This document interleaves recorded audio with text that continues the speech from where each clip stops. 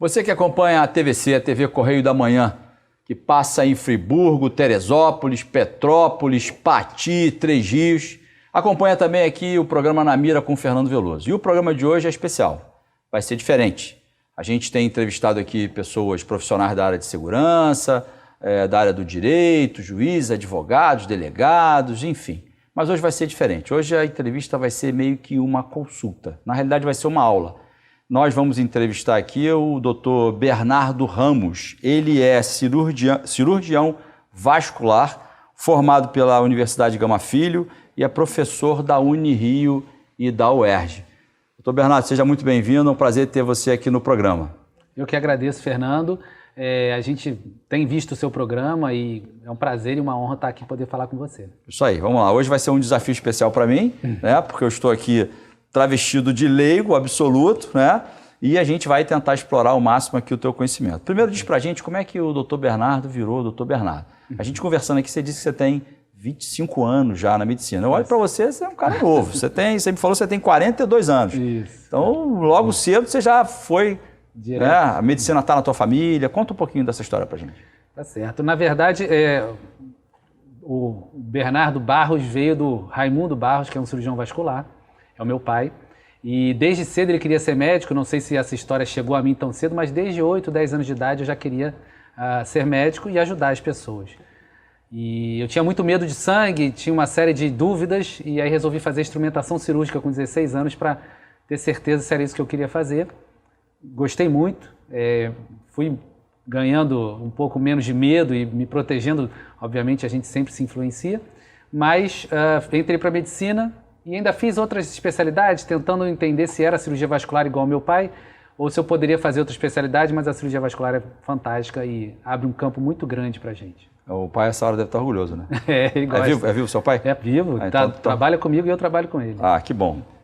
Mas o Dr. Bernardo, ele é especialista em tratamento de varizes e úlceras com espuma densa. Eu tenho que ler aqui para não falar errado isso, né? Porque é difícil de falar. Imagina criar o processo, né, aplicar uma coisa inovadora que atinge essa questão de varizes, atinge aí praticamente 2/3 da população brasileira, né, mais nas mulheres do que nos homens, em quem tem mais idade e tal, mas se a gente não tem problema, é bem provável que vai ter algum dia.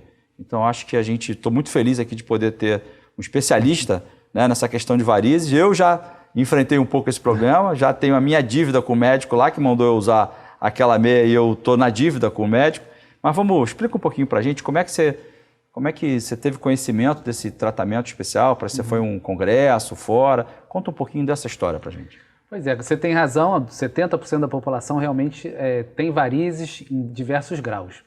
E quanto mais velho, o risco é maior e infelizmente nas mulheres também. Qual é o problema principal da doença venosa? É o risco de trombose ou, dos casos mais avançados, da úlcera venosa. E tem tratamento, além de prevenção, como você falou da meia elástica, esse tipo de doença tem tratamento.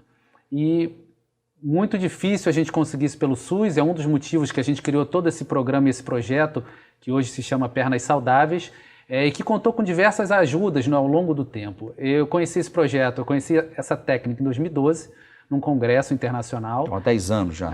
Já tem 10 anos, mas a técnica foi inventada em 2000, né? Foi desenvolvida há mais tempo ainda. E quando eu voltei para o Brasil em 2012, eu vi que já tinham alguns colegas fazendo em Minas, em São Paulo, e isso me chamou a atenção. E a ideia, desde o início, era trazer isso para o SUS, para tratar um volume grande de pacientes que não têm acesso a esse tipo de tratamento. Óbvio que isso demorou um tempo até se concretizar, com a ajuda dos profissionais da UERJ, principalmente, até que em 2017 a gente conseguiu, com um apoio político, um apoio até da mídia, aprovar na Conitec o Código de Tratamento de Varizes com Espuma. É porque a dificuldade até então era porque não conseguia popularizar esse atendimento, que ele vem em substituição à cirurgia, que a gente já ouviu falar, todas as suas questões. Vou pedir depois para você comparar um pouco, né, uma intervenção e outra. Quando tem que acontecer uma e não dá para fazer em substituição ao tratamento, mas ele tem lá as suas... É mais invasivo e tal. Mas você dizia que para popularizar isso tinha que ter uma codificação no SUS. A dificuldade era essa. Isso aconteceu em 2017. Isso. Então, Na verdade, a gente, como começou a fazer no Brasil, a gente colocava o código de cirurgia ou de embolização, então não existia essa codificação para o Brasil. Então, o Brasil não conhecia, não identificava esse tratamento. E no início, então, a gente fazia no centro cirúrgico, tinha uma série de restrições, até porque a gente não tinha esse acesso ao código. Sim. Isso foi preciso um grupo de pessoas, inclusive ligado à Sociedade de Cirurgia Vascular, à presidência, liderado pelo grupo da Bahia na época, e inclusive contando com o Dr. Drauzio Varela, fazendo um programa para demonstrar essa técnica e popularizar ela na mídia, né? E a partir daí a gente conseguiu esse apoio. Então, em 2017, a gente teve, de fato, isso disponível como código. Você conseguiu avançar. Agora, explica um pouquinho como é que é essa técnica da espuma. Deve ter, né, gente que acompanha a TVC aqui, por acaso algumas mulheres, ou até homens mesmo, que podem já ter feito essa cirurgia. Né? E aí agora estão ouvindo isso, assim, quer dizer, de repente nem precisava ter feito a cirurgia. Talvez alguma coisa menos invasiva pudesse ter resolvido o problema. Isso. Explica, né, para o leigo, no que consiste esse tratamento de varize com espuma. Perfeito. Na verdade, a cirurgia, Fernando, é muito boa. Ela, inclusive, é o padrão ouro ainda para o tratamento de varizes, só que ela é mais invasiva e ela é mais custosa. Você precisa internar, fazer anestesia, fazer os exames pré-operatórios. Com a espuma, além de ter um menor risco, porque é um procedimento minimamente invasivo, a gente também tem um custo muito menor para o SUS. E a gente consegue escalar isso em um número de pacientes. Você consegue atender muito mais gente. Muito mais gente com o mesmo contingente de pessoal. Como é que ela funciona? A gente vai fazer uma punção na veia que está doente, injeta essa espuma especial e a veia cola. Ela causa uma fibrose. Então, na verdade, a gente faz o próprio organismo ajudar a gente a cicatrizar. São sessões curtas, de 15 a 30 minutos cada sessão. A gente tem um limite de espuma para fazer, então a gente faz até 10 ml, mais ou menos, de espuma por sessão. E com 2, 3 meses, fazendo uma sessão por mês, por exemplo, esse paciente está tratado dessa doença venosa. E essa espuma, o próprio organismo cuida? Absorve imediatamente. Ela causa esclerose, ela é totalmente inativada. E se você for pensar, 10 ml em 5.000 ml de sangue, não é praticamente nada. E isso é dolorido, doutor? Isso causa dor? A pessoa tem que ficar... tem que parar de trabalhar, de repouso? Isso. O ideal, na verdade, é que naquele dia não faça muita atividade, mas dependendo do trabalho, pode voltar para o trabalho imediatamente. No momento do procedimento, a dor é muito pequena, é uma punção, quer dizer, uma agulhinha, como se fosse tirar sangue. 2, 3, 4 dias depois é que há o endurecimento dessa veia. Essa veia colaba, e a gente tem vídeo dessa técnica hoje disponibilizada no YouTube. Tem vídeos próprios que, inclusive, a gente deixa também disponibilizado para tirar o medo do paciente de um tratamento que, na verdade... Então a gente vai colocar esse vídeo aqui, vou colocar o link para quem tiver interesse, para quem está curioso, né, para saber como é que isso funciona. Agora, compara para a gente como é que é o processo. Você disse que, né, quando há necessidade da cirurgia, a cirurgia tem que ser feita, a cirurgia tradicional, vamos dizer assim. Mas qual é a diferença entre elas? A cirurgia, ela demanda um maior tempo de recuperação. A gente precisa pelo menos daquela primeira semana de repouso na cirurgia, e quando a cirurgia é grande, às vezes mais do que isso. A cirurgia tem, estatisticamente, um risco maior de trombose, mesmo sendo um risco mínimo, né? A cirurgia é muito segura também. Mas o que eu geralmente chamo a atenção é que para o SUS, a gente tem uma demanda reprimida que a gente não consegue suprir. Mesmo com os grandes mutirões de varizes, as filas só aumentaram. A ponto de, no estado do Rio, a gente ter filas de milhares de pacientes, e no município do Rio a fila chegava a 6.000 pacientes antes da gente começar o projeto Espuma. Quer dizer, as pessoas entram na fila do SUS aguardando uma oportunidade para fazer a cirurgia de varize. Essa demora pode se estender... Até 10 anos. Tem pacientes que ficaram 10 anos na fila e não sofreram a cirurgia. Mas o que pode representar uma espera na fila do SUS de 10 anos para a pessoa que está com problema de varize? Esse é o grande risco. A doença venosa, ela é evolutiva e crônica. Então, o paciente que tinha varizes menores e que poderia ser uma cirurgia mais simples, em 10 anos pode ter uma úlcera. Então, esse tempo ele é crucial para o resultado e para a qualidade de vida desse paciente. Então, a gente não pode mais perder esse tempo. Então, explica um pouquinho, deixa eu ver se eu entendi bem, doutor. A gente tem um cenário no Brasil que já é típico, é característico, já está consolidado, estabilizado aí.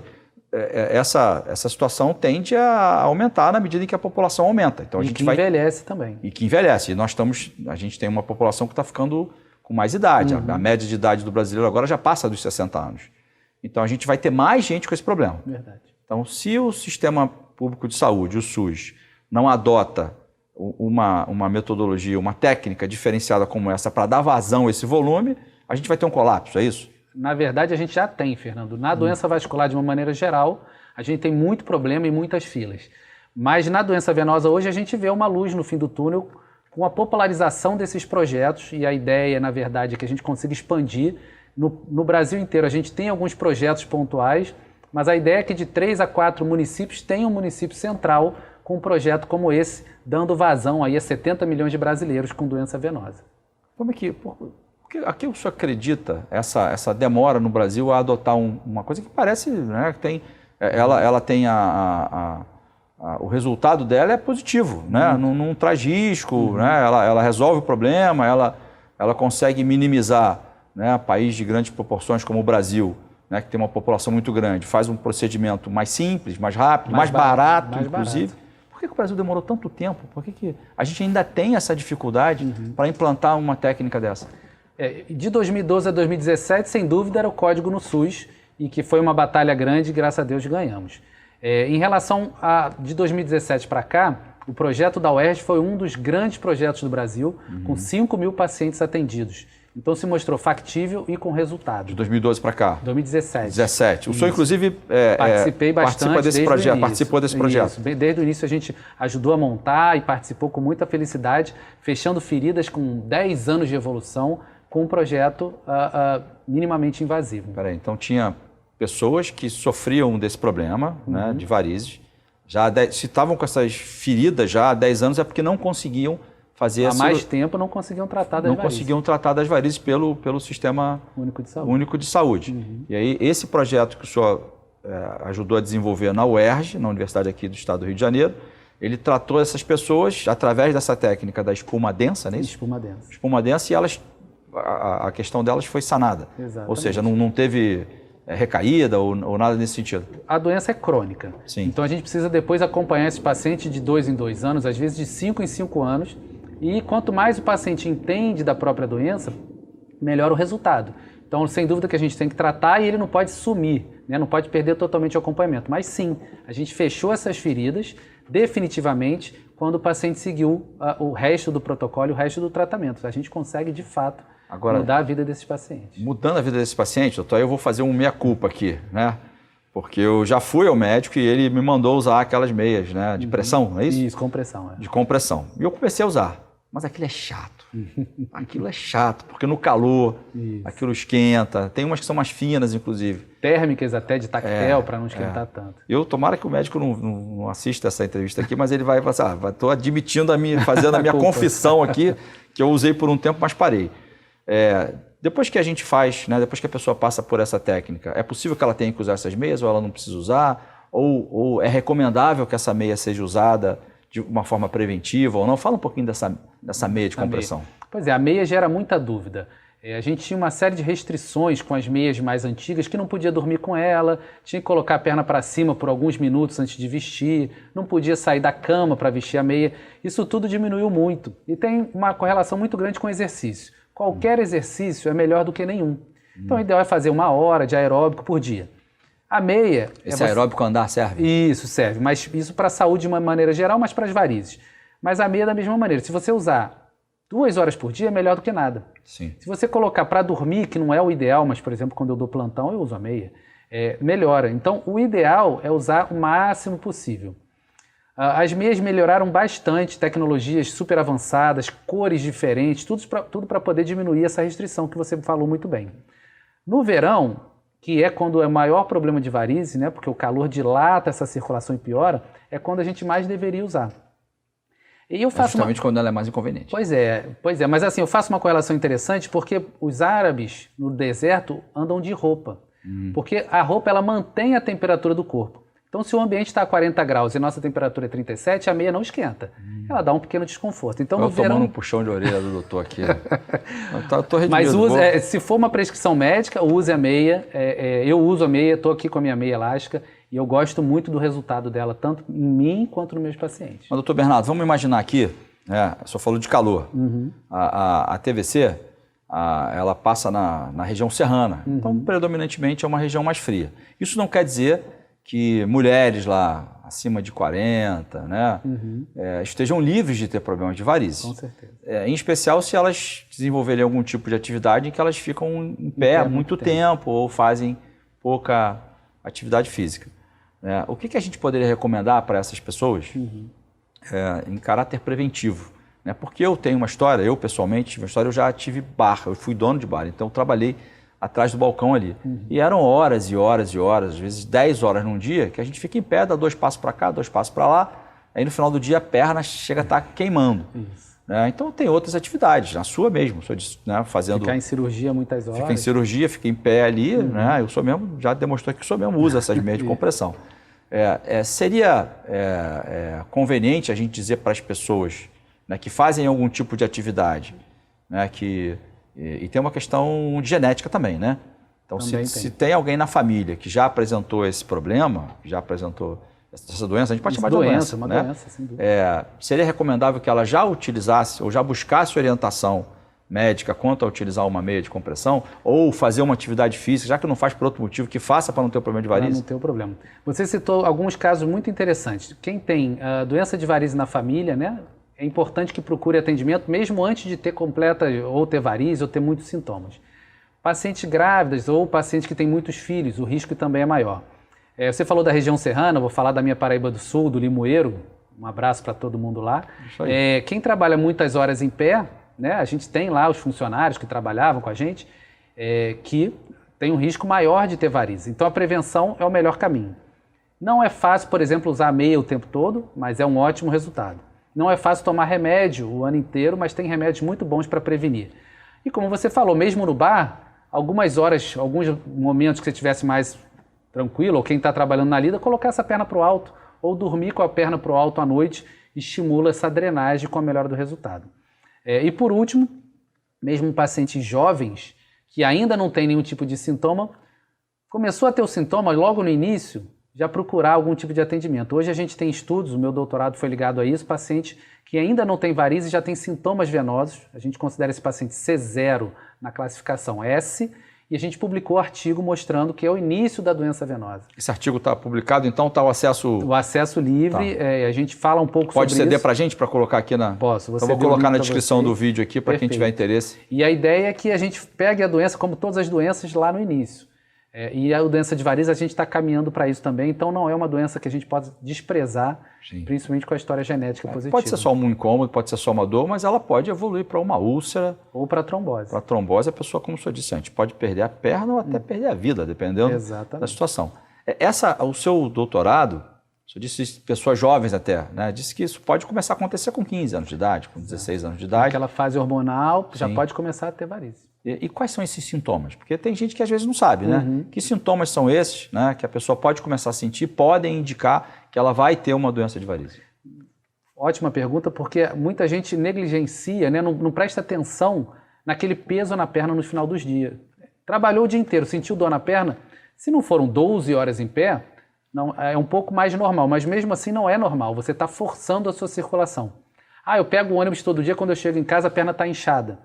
Mais um motivo para procurar atendimento, porque isso já é um sinal, um sintoma de que você pode ter um risco maior de varizes. Então, peso na perna, dor na perna, vermelhidão, escurecimento da região do tornozelo e, obviamente, se o paciente já tem cãibras ou, eventualmente, a perna não desincha de jeito nenhum, riscos até maiores, por exemplo, da trombose. E quanto mais rápido o diagnóstico, mais cedo começa a fazer o tratamento, menos grave vai ficar, vai ser um resultado melhor e mais rápido.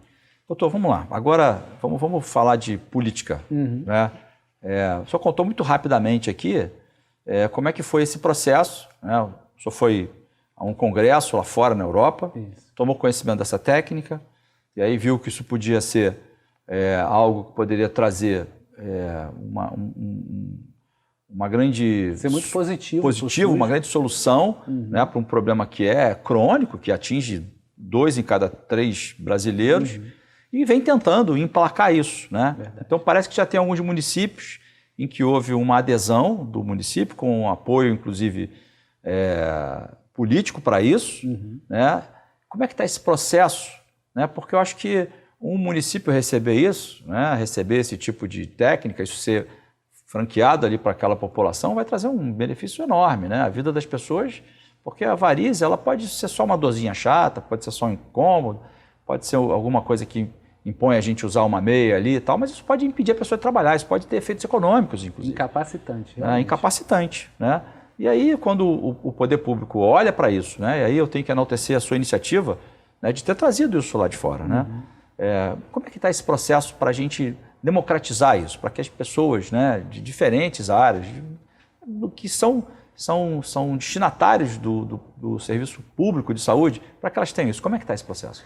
Eu acho que o ponto principal é a gente conhecer uma técnica que pode ser expandida para o SUS, né? Então a gente consegue, com uma técnica relativamente simples, expandir para todos os municípios do estado.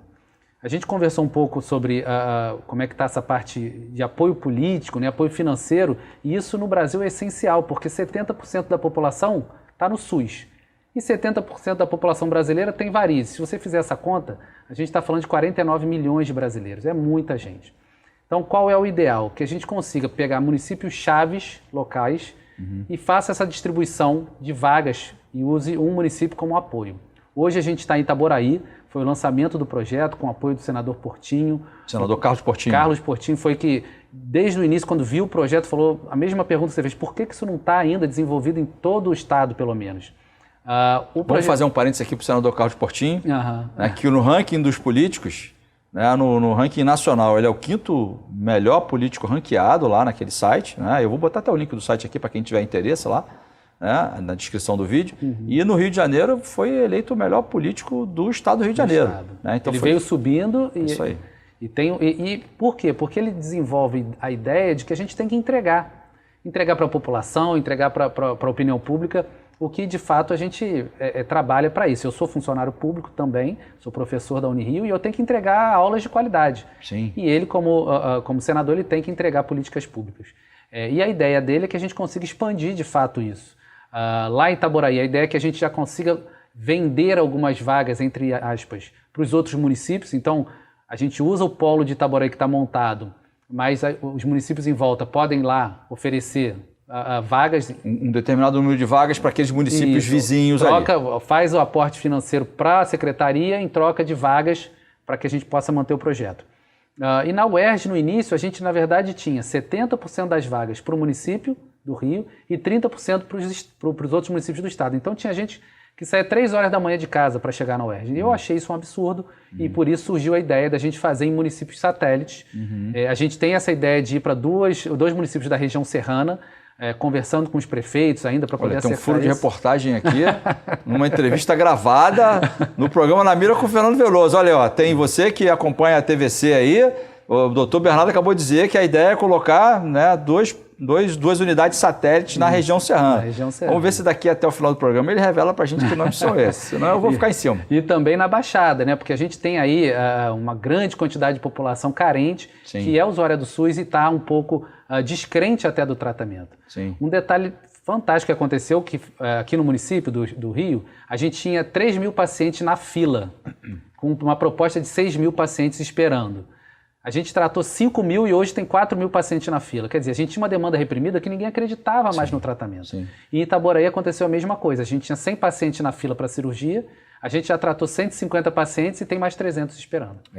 Então, realmente é um problema de saúde pública que precisa de um carinho E a gente não está falando de uma construção de um hospital. Nada disso. A gente não está falando de um investimento de milhões e milhões, né? Que talvez vão facilitar o desvio de outros tantos milhões, que é o que a gente viu ultimamente na saúde aí, infelizmente, né, em vários estados, inclusive no Rio de Janeiro, e é alguma coisa que vai trazer, né, porque eu pessoalmente já tive, né, essa experiência.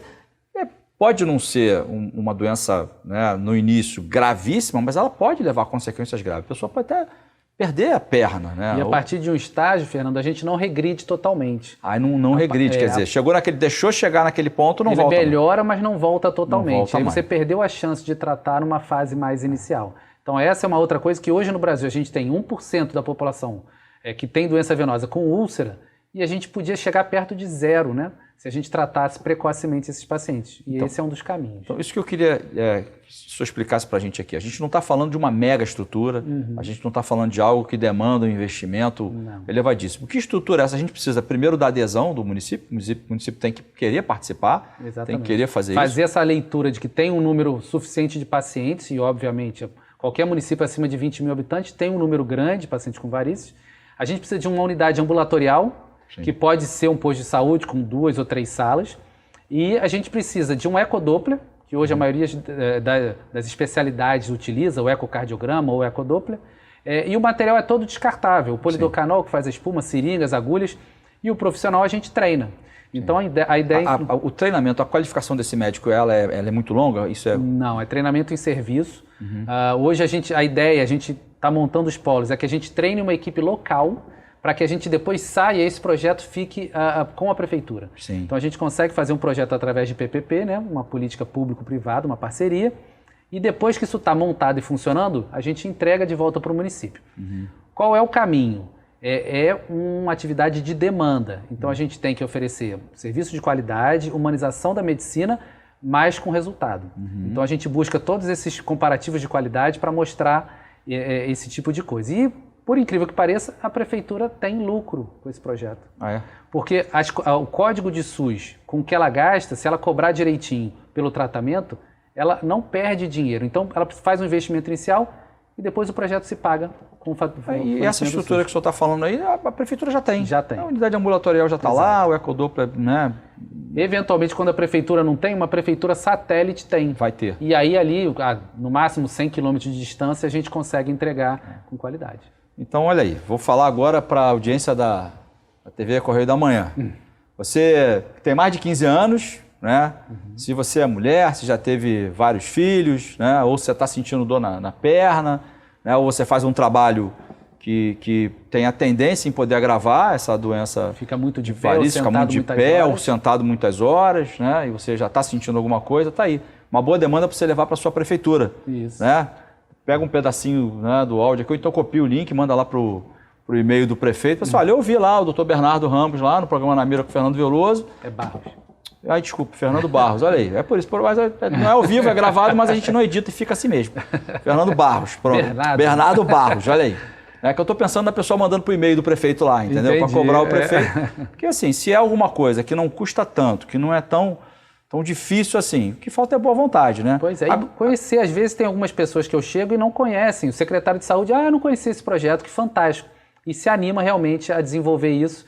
E hoje a gente tem esse caminho, né? Assim que a gente aprova o primeiro, normalmente a gente consegue replicar, porque a gente tem o Ministério Público, a gente tem inclusive a parte legal já com a previsão já aceita. Esse projeto tem o nome Pernas Sadias? Pernas Saudáveis. Pernas Saudáveis. Perfeito. Então a gente está falando do projeto Pernas Saudáveis. Isso. Tá. Agora, tem alguma contraindicação, doutor Bernardo? A gente tem algumas contraindicações, por exemplo, a gravidez, né? Tem que esperar ter o filho, parar de amamentar.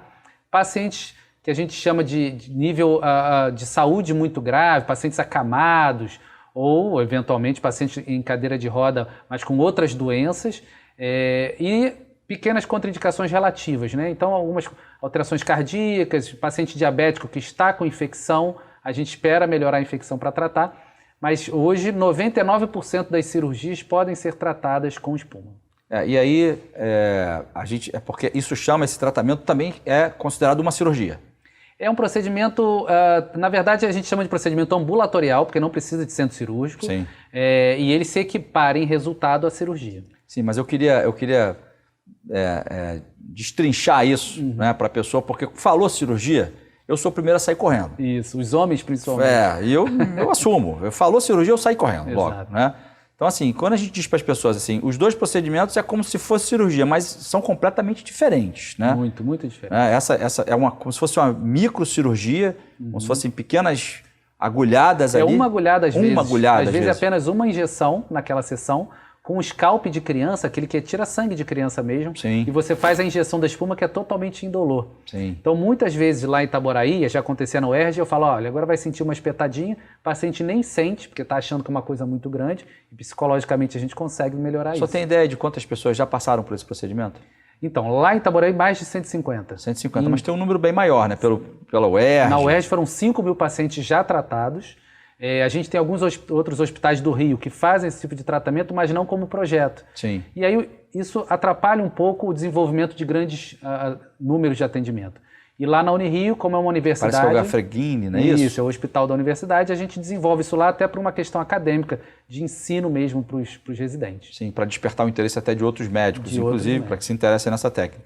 Acho que só deve ter depoimento de pessoas que já passaram por esse processo. Talvez, se puder disponibilizar... A gente pode disponibilizar o link também do vídeo. Eu vou colocar o link na descrição do vídeo também, quem tiver interesse, a gente sobe aí algum vídeo das pessoas que já passaram por isso, narrando pra gente. Exato. Tem uma paciente linda lá de Itaboraí que está há 10 anos com uma lesão e não conseguiu operar, porque quando tem a ferida a gente não consegue, às vezes, fazer a cirurgia.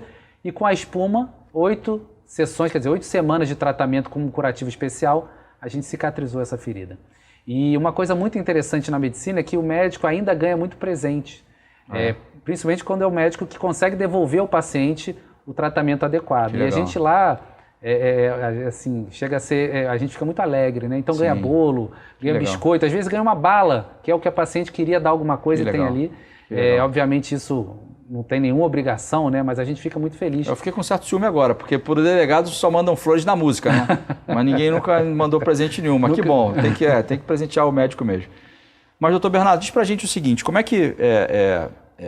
a gente já falou de prevenção, um pouco de prevenção, a gente já falou desse projeto Pernas Saudáveis. Isso. A gente já falou do aspecto político, né, que é necessário que o cidadão, né, ele cobre isso do seu gestor, né, por que não tem, porque muita gente pode estar ouvindo a gente agora e está nessa fila, está esperando aí há 6 meses, há 1 ano, há 2 ou 3, e a perna está ali, está piorando, está ficando talvez até escura.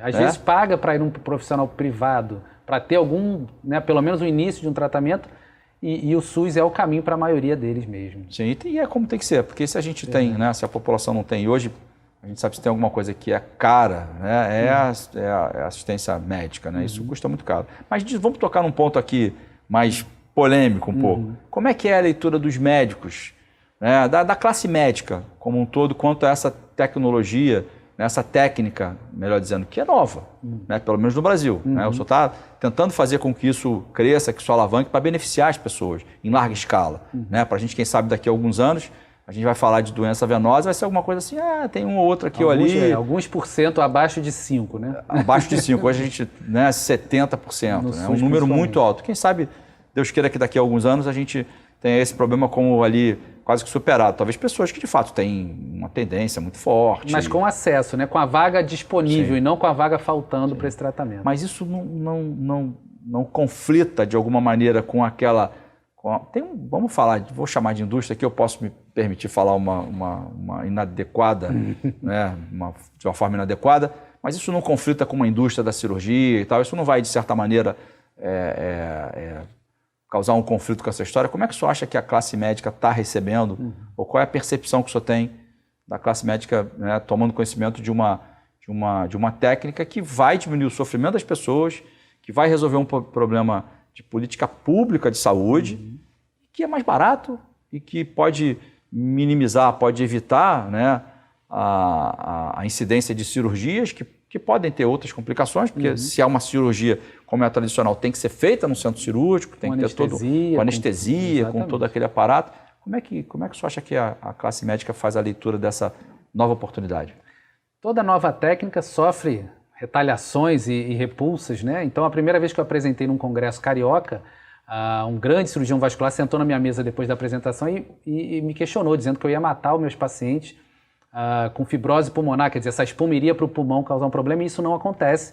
Na Europa você tem milhões de aplicações de varizes já computadas sem nenhum risco nesse sentido.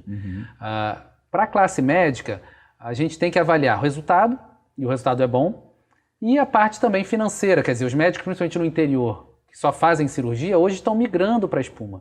Então a gente também pode oferecer para esse médico, onde a gente vai colocar a espuma, o treinamento. Então, olha, eu faço cirurgia, mas você me treina, eu vou entrar no projeto, vou receber pela prefeitura e vou resolver o problema desses pacientes. Sim. Na pandemia foi muito interessante porque a gente não pôde operar, fazer cirurgia durante muito tempo. E a doença venosa evoluiu. Então, quem já tinha migrado, alguns pacientes, ou sabia fazer a técnica de espuma, não precisou fechar os consultórios. Então, durante a pandemia, naqueles primeiros 3 meses, a gente acabou ficando fechado, só atendia online. Mas depois disso eu voltei a tratar, fiquei 1 ano sem operar varizes e tratando muitos pacientes. E a pandemia, de alguma maneira, afetou essa doença? Porque as pessoas ficaram mais em casa. O home office hoje, de alguma maneira... Piorou bastante, as pessoas deixam de circular, porque né, no que vai, volta para o trabalho, pega o ônibus, pega o metrô, circula, de alguma maneira está fazendo alguma atividade. A pessoa deixa de fazer isso, acorda, vai lá, começa no home office ali, né? Bota a água perto, bota tudo perto e não sai dali. Fica o dia inteiro sentado ali. Então, piorou bastante e nos pacientes idosos ficaram reclusos a atrofia muscular da panturrilha, que a gente chama de perda muscular também, piorou muito a doença venosa. Então, de março para cá, depois da Ômicron, né, os consultórios encheram bastante de pacientes que estavam acompanhando clinicamente e vieram muito piores. Ou porque pararam de tomar o remédio, ou de fato porque estão parados em casa, perderam a atividade física. Então, casos de trombose, pacientes com muita dor, com muito inchaço, que a gente chama de edema. Então, e quem teve Covid, e a gente tem também um artigo publicado sobre os riscos de trombose no Covid, a gente pode botar o link. Vamos colocar. Quem teve Covid tem um risco maior de ter piorado a circulação. Chegou-se a cogitar que o Covid fosse uma doença circulatória e não respiratória, de tanto que o Covid afetou. E então, a gente teve aí... Quem teve Covid e tem varizes pode ter o problema maior de varizes agravado. Agravado. Normalmente teve, ou porque teve mais sintomas, sentiu mais dor, mais cansaço, e apareceu no consultório durante o ano passado inclusive, mas agora, depois de janeiro, muitos voltaram. Olha, eu piorei, eu tive Covid agora em janeiro e estou pior. E o tratamento, muitas vezes clínico, com uma medicação ou com a meia elástica, resolveu. Mas mesmo quem tinha varizes e não tratou, eu recebi um paciente recentemente, tinha que operar em 2019, ficou com medo. O homem ficou com medo de operar, e aí a gente sugeriu a espuma, veio o Covid, e ele apareceu agora no consultório com uma tromboflebite, uma trombose de toda a safena. O que é isso? Entupiu a safena inteira, ele chegou no consultório, já comecei o anticoagulante, não precisei internar. Mas por quê? Porque em 2 anos, sem tratar, a doença evoluiu de uma maneira grave. Então, 2 anos sem tratar para quem tem doença venosa é muito. E aí tem aquela, o senhor disse já no início da entrevista, pode chegar num ponto que é irreversível. Pode chegar num ponto irreversível. Nesse caso, se Deus quiser, a gente vai conseguir anticoagular, né, fazer um remédio para dissolver e melhorar a circulação. Um paciente adulto jovem, 50 e poucos anos, ele consegue se recuperar. Mas se talvez fosse um paciente mais idoso, poderia ter gerado até uma embolia e a morte. Né? Então, gente, é isso aí, né? Não tem saúde com varize. Não tem. Né? Quem tem saúde pode estar fazendo uma atividade, alguma coisa ali ou outra, mas está com um problema, tem que cuidar. Né? O que a gente diz, doutor Bernardo, para as pessoas que hoje estão trabalhando no home office, que tiveram Covid, que estão suspeitando que podem ter algum problema de varize? A gente vai colocar aqui, o senhor já falou um pouco dos sintomas, né? Mas o que a gente diz para essas pessoas? Faz um alongamento, tenta fazer uma atividade física, o senhor está dizendo aqui que qualquer coisa é melhor do que nada. Já estamos na hora de voltar às atividades físicas. O que a gente sugere, Fernando, a cada 1 hora, andar em volta da mesa. Sim. Ou deixar a água longe, para você ter que ir até a água, ter que ir até o banheiro. Então, para o home office, que ainda está muito comum, não deixar tudo em cima da mesa e não ficar muitas horas sentado. O uso de medicações ou de meia elástica pode facilitar ou promover saúde nessas pessoas. E como você comentou, o exercício físico é essencial. Qualquer exercício físico, de preferência acompanhado ou indicado por um médico, mas qualquer exercício físico é melhor do que nenhum. Deixa eu te fazer uma outra pergunta, uma curiosidade. A gente pode ter casos precoces de varize, por exemplo, em crianças de 10, 12 anos? Pode sim, mas normalmente ligados a malformações, né? Alterações venosas, e o tratamento com espuma até se aplica em alguns casos. Então tem uma doença chamada Klippel-Trenaunay, onde você tem veias, comunicações. A gente vai escrever isso aí, porque eu não vou arriscar nem repetir esse nome. Então eu vou escrever aí. E você vê uma criança que tem uma perna um pouquinho maior que a outra, mas a perna também é maior, tanto em comprimento quanto em largura, pode ser essa doença, e o tratamento precoce impede que isso evolua. Acidentes, né? Pisou num caco de vidro, algum corte que pode ligar uma artéria numa veia e desenvolver uma circulação colateral ali naquela região, mas graças a Deus é mais comum de adulto jovem para frente. Sim. Bom, mas a varize está aí, né? E a gente tem que ficar muito de olho nela. A gente já está caminhando para o final do programa. Doutor Bernardo, ficam essas recomendações aqui, ficam essas dicas aqui. A gente não vai conseguir responder tudo, né? Eu vou fazer uma sugestão aqui, se o senhor concordar, a gente colocar ou a sua rede social, ou alguma forma que as pessoas possam, de alguma maneira, mandar suas dúvidas. Entrar em contato. Ou entrar em contato. Ou, olha, na minha cidade lá, não estou ouvindo nada disso. Estou querendo participar desse projeto. Estou querendo participar desse projeto, então, se o senhor autorizar, a gente vai colocar aqui Com certeza. as redes sociais do Dr. Bernardo para a gente popularizar isso. Acho que é uma medida importantíssima, porque a gente tem outros problemas crônicos, né, de saúde, que estão aí há anos, né, que tem que ser resolvidos, e a ciência está correndo atrás disso. Recentemente aí a gente foi devastado por uma doença que ninguém esperava. Verdade. Né, Covid, Ômicron, e a gente já está ouvindo falar sobre novas ondas de novo, e esse fantasma continua assombrando a gente, então já tem problemas que a gente não consegue se livrar deles. Né? Mas se tem algum que a gente tem uma solução, a gente precisa. E a gente conseguiu uma solução, né? Porque não existia, a cirurgia não dava conta, e hoje a gente tem um procedimento menos invasivo. Está aí e não é alguma coisa que custa milhões, que está fora do acesso do Brasil poder custear, então a gente precisa registrar também, né, a sensibilidade do político, né, que vê nisso, né, uma questão importante para o cidadão comum, né, que precisa do serviço de saúde. A gente tem as pessoas que têm plano de saúde, né, que conseguem pagar plano de saúde, outra faixa da população. Como é que está essa situação do plano de saúde? O plano de saúde consegue prestar esse serviço ou não? Não, no momento o plano de saúde ele cobre a cirurgia, mas não o procedimento de espuma ambulatorial. Como eu lhe disse, a cirurgia é o padrão ouro ainda e tem um resultado muito bom. Inclusive um pouco mais estético. Então, como você perguntou dos médicos, o médico vai continuar operando, principalmente os casos estéticos. Então, ele não vai perder todos os pacientes. Isso não quer dizer que essa técnica não quer dizer que ela vai abolir, vai acabar. Com a cirurgia, exatamente. E aí o que acontece é que esse médico hoje ele não dá conta desses pacientes e a gente está tratando com espuma. Vamos lembrar um número importante que você falou aqui, né? Tem uma espera longa na fila do SUS. E aí, nessa espera, a gente pode ter casos lá de complexidade 0 a 10. Né? Exatamente. Gente que está beirando aí, né, Você falou um termo antes, pé diabético, é isso? Não? Isso, o pé diabético, na verdade, é a continuação. Na Pernas Saudáveis, nesse projeto, a ideia é que depois a gente faça um projeto para os pacientes que têm diabetes e lesão no pé. Que aí é uma emergência médica, uma urgência médica, na verdade, que esse paciente pode perder a perna. Então está ligado mais à diabetes e à circulação arterial, mas é o cirurgião vascular que cuida. Sim. Então segue nesse caminho dos pernas saudáveis a doença de varizes, porque é muito mais frequente na população, mas é um caminho traçado já, inclusive com um pedido pessoal meu ao Carlos Portinho, nosso senador, que ele olhe para essa população que tem diabetes. Porque enquanto não consegue democratizar, capilarizar esse projeto Pernas Saudáveis, a gente pode ter nessa fila de espera, né, milhões de pessoas aí pelo Brasil, e a gente não sabe, não tem como saber, porque ele está ali na fila de espera. Né? Então ele está aguardando ali para uma cirurgia, o tempo vai passando, alguém vai mandando ele esperar lá, ele fica aguardando. Eu já escutei a minha mãe, a filha tratando com espuma e falar, a minha mãe morreu esperando na fila. Morreu de outras complicações também, do quadro de úlcera, mas é triste, né? Uma doença tratável. A gente vê um paciente que passou anos com a ferida, morreu com a ferida sem poder tratar. Isso não pode, a gente não pode deixar. E aí por isso que eu acho que fico muito feliz de poder ter contado aqui com a tua participação, porque aí eu acho que essa é a melhor ferramenta que tem. Informação. É a informação. Assim, a gente dizer para as pessoas que estão acompanhando a gente aqui, né, que grande parte isso não é um problema que impacta pouca gente, né? 2 em cada 3 brasileiros ou tem ou vão ter problema de varizes, né? Essa doença de varizes, então é algo que interessa a todos nós. A gente não está falando de algo revolucionário, algo que a gente precisa reconstruir hospitais pelo Brasil inteiro, vamos precisar da alocação de milhões. Não é nada disso. Eu acho que é a boa vontade, né? Primeiro um olhar político, né, voltado para o interesse público. Né? Isso, um estudo de estatística mesmo, olha, quantos pacientes seus precisam disso.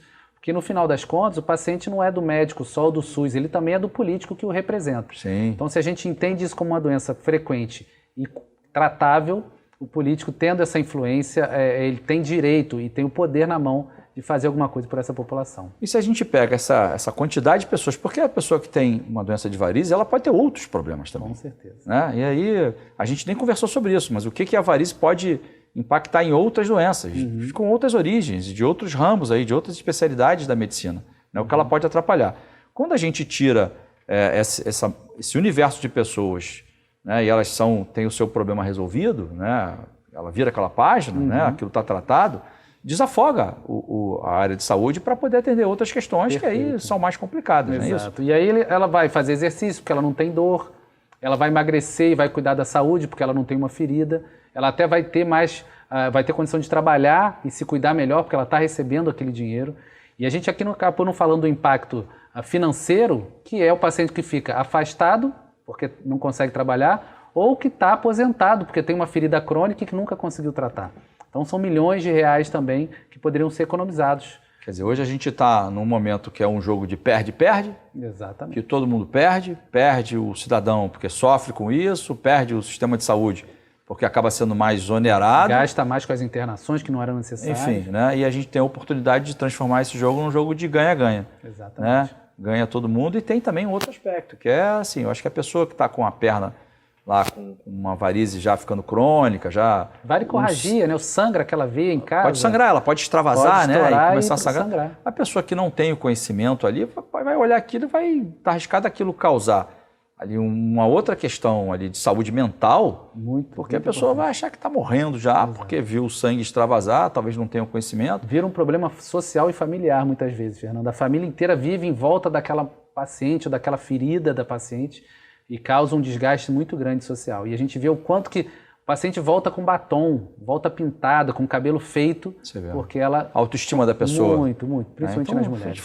A gente não falou aqui sobre alimentação, né? Estou lembrando aqui agora, tem algum tipo de alimentação que a gente possa recomendar para as pessoas? Olha, essa alimentação ela contribui mais, você já isso é hereditário, mas se você evitar, tem alguma? A gente tem várias características ligadas à doença venosa. Então, fazer o exercício, como o Fernando falou, beber bastante líquido, e na alimentação, principalmente para quem está numa fase inflamada ou com a úlcera, uma alimentação leve. Então a gente fala de uma alimentação saudável, é difícil, né, falar de todos os alimentos, mas a gente sabe o que é saudável. Então a gente não pode comer laticínios, não pode comer carne de porco pesada, peixes muito salgados, fazer uma alimentação mais leve durante aquele período onde a doença está mais inflamada, mais avançada, o paciente com dor, e muitas vezes melhora um pouco tanto a lesão, né, a úlcera, quanto as varizes quando esse paciente cuida da alimentação. Porque o processo de cicatrização fica facilitado. Exatamente. Né? Mas tem alguma alimentação, a ciência já conseguiu definir isso, tem alguma alimentação que de alguma maneira possa levar a esse processo, antes dele estar ali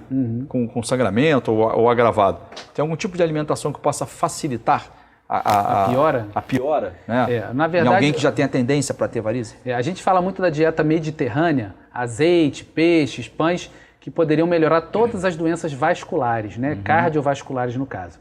A nossa alimentação, ela é saudável, arroz, feijão, legumes, a gente tem banana, a gente tem frutas e verduras disponíveis num preço razoável na maior parte do ano, né? Eventualmente com a subida baixar de preço.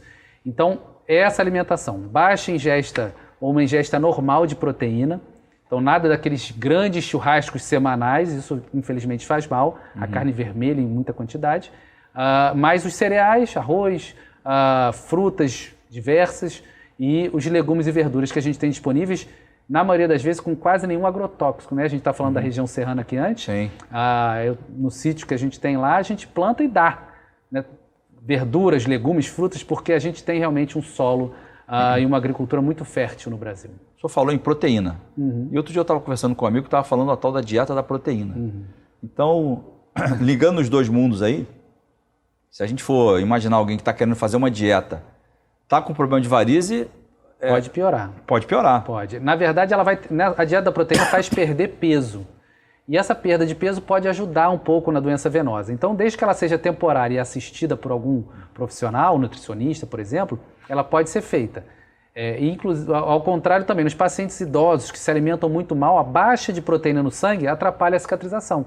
E aí, nesses casos, a gente tem que fazer uma suplementação de proteína. Então, esse equilíbrio, não muito peso, não muita comida pesada e bastante líquido, talvez seja aí o ideal para a gente melhorar essa circulação. Está vendo a varize uma vez mais mandando na nossa vida, né? Total. Então você quer fazer um regime, mas está lá sentindo alguma coisa, mas quer tirar a barriguinha, quer melhorar, enfim, é importante, é bom que tenha. Mas se tiver com problema, a tal da dieta da proteína pode agravar. Já por outro lado, né, o idoso, que tem baixa proteína, então é por isso que tem que consultar o médico, e aí a gente já está caminhando para o finalzinho aqui, para os últimos momentos do programa. Eu tenho que agradecer, me antecipar agradecendo aqui o Dr. Bernardo pela oportunidade, né, de ter coroado a gente com tanta informação.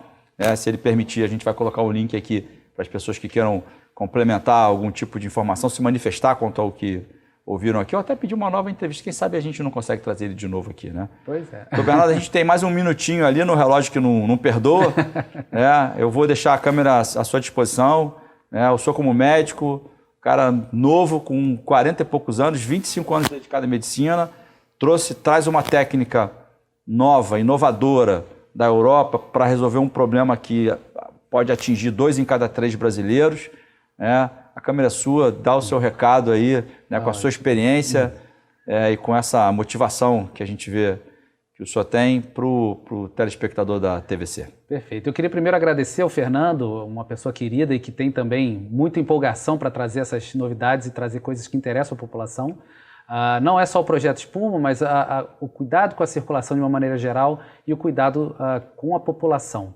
A gente tem muita coisa para crescer, a gente tem muita coisa para ajudar e todo mundo faz parte desse elo. Então, desde o paciente que não falta a consulta, que marca e vai, porque isso também faz muita falta quando o paciente falta e perde essa vaga, até os entes públicos e políticos que podem ajudar para que a gente desenvolva tanto o projeto Espuma quanto para uma possível outra reunião com o Fernando, a gente falar um pouco do paciente diabético, que é uma entidade completamente diferente que também precisa de muito carinho. É isso aí, gente. Doutor Bernardo, obrigado. Vamos fazer um brinde aqui.